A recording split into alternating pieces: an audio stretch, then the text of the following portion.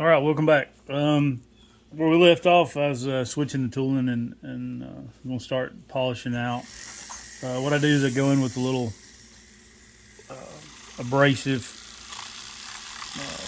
cone here. It's like a just sandpaper, basically,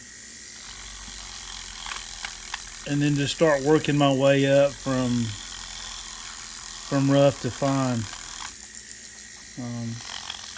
Sometimes I'll hit around the intake just to get the burrs off. I got some smaller ones I'll use on it, but I don't polish the intake side. Um, just the exhaust side. Oddly enough, this saw the other one had needed a new top end. I did, and it didn't. It looked like a lot newer saw. This saw I thought would be in the similar shape. Um, I'll put some pictures up on my Facebook page too. Can y'all follow that? 417 Saw Shop. If you would like and subscribe, it really helps the channel out. Even you can cut your notifications off. I've been so busy I haven't had a chance to do a whole lot of posting and that, and my internet. If you followed me for any period of time, you know our internet connection here is non-existent, so I have to use my phone to upload my videos, which takes quite a long time. But anyway, so I just kind of hit this lightly. You don't have to bear down real hard.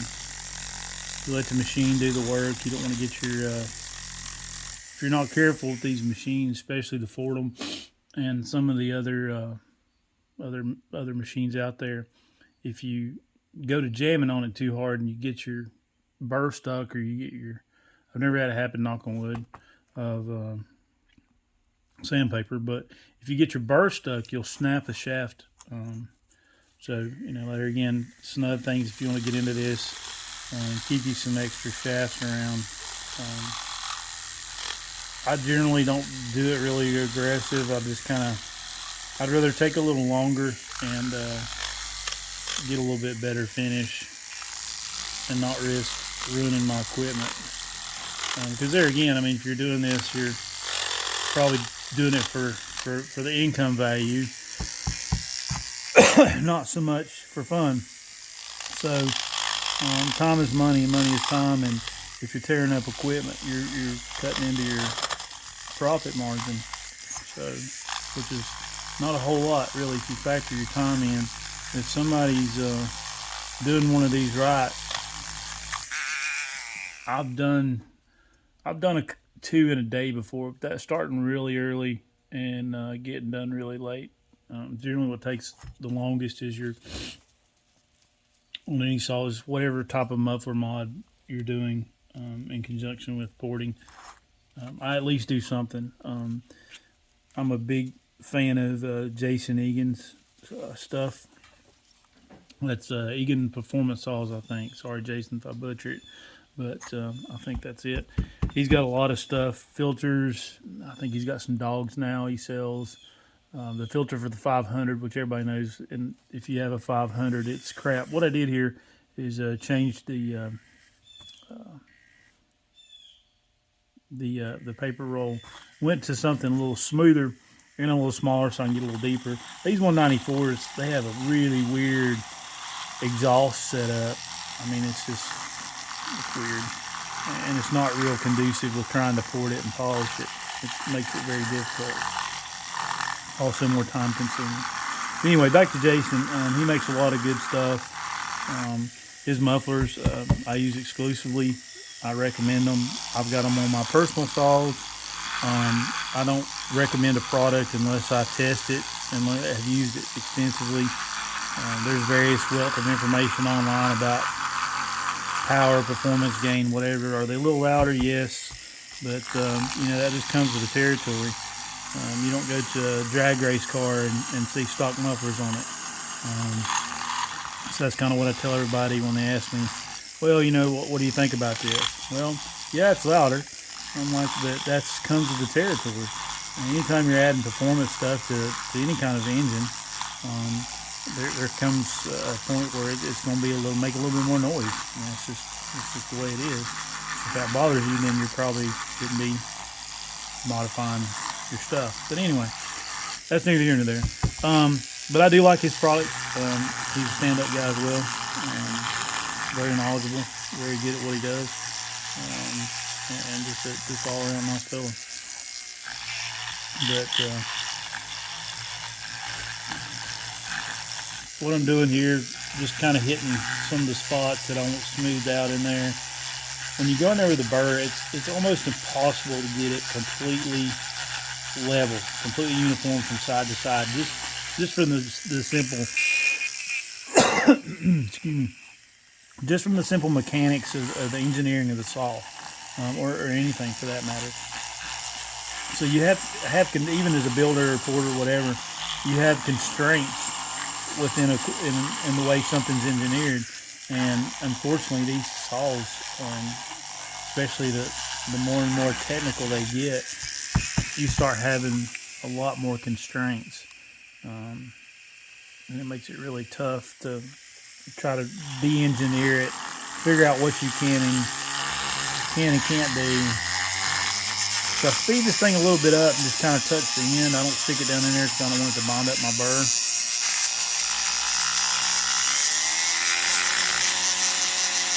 But I found that this really helps right before I polish it. I'll show you in a second. So kind of get a finer finish, more machined look. And there's no real secret to this. I mean, some of these people are super secretive of what they do. I'm really not one of those people. Now, some of my numbers and stuff, just because it's almost like I don't know if you follow any type of racing or anything. I guess the easiest way to explain that is it's kind of like a race car shop. I mean, you don't see back in the old days, I guess, showing my age here, but you don't see Dale Jr. over in Kyle Petty's shop looking over his shoulder. You know, this is not how this game works. I'll be more than happy to help somebody out, but you know, there's limitations to, because this stuff is by trial, and a lot of it's by trial and error. These guys, some of these guys, myself, I can speak for. I've spent lots of money buying saws over the years and testing saws and messing stuff up even to learn what you can do and get by with each saw. And I know there's some other guys out there. Joe, I think it's HMWF Work Saws, Joe Harkness, I think. Sorry, Joe, if I butchered your name. Throw his little name out there. Super nice fella. Does a great job. He does dynoing, so if you're interested in getting one dynoed, he's the man. But he does a good job building saws as well. There's several others I didn't mention just for the lack of not wanting to screw up their business name off the top of my head. It's hard to concentrate and do things. So I've got a split mandrel here. I use Scotch-Brite. I also use on the split mandrel. You see this? It's just a different sets of what you call it? Different sets of basically sandpaper. So I put the split mandrel on here. Take off that one, and I'll start out with, say, a, depending on how crazy it is, I'm gonna start out with like a 320. Tear off a little piece of this, fold it, stick it in my Dremel here. Now, what I'll do to make this work a little better is fold each side. This makes life a little easier when you're going in there. Just to get that initial crease on it. I'll show you. Just to get that initial crease, I'll spin it just gently and get that fold on it. And now you can stick it in there and let her eat. For this, you do kind of a high speed.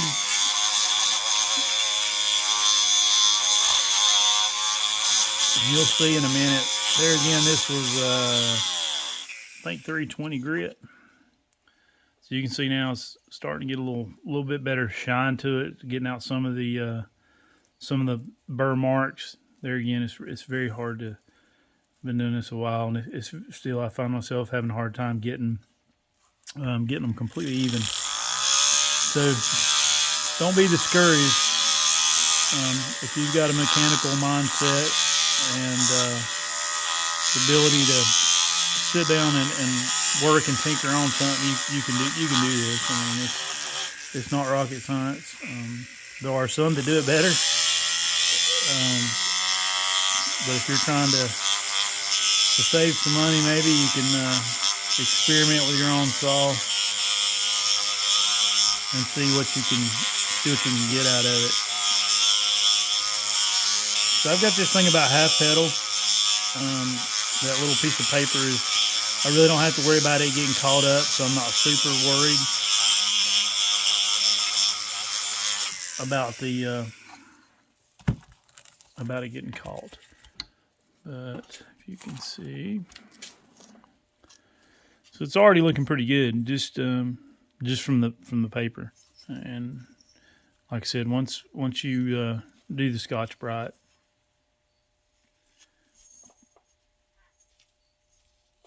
it really makes it nice. Sometimes I'll just do paper. I mean, you can do that too. You can go from 3, depending on how bad it is. You can do. I mean, I've got it down to I think 150 grit. So you can do 150 up to 600 or any combination in between, and work your way up to like 2,000. I even got a piece of 2,000 over here, or 1,000, I think. So 1,000 grit. So get back here and we'll do a little bit more of this. So this video is not too awful long. I'm gonna cut it here in a minute, and I'll come back to you when we get the Scotch-Brite on there, and you can see what a finished one looks like. All right, we'll see you in a minute.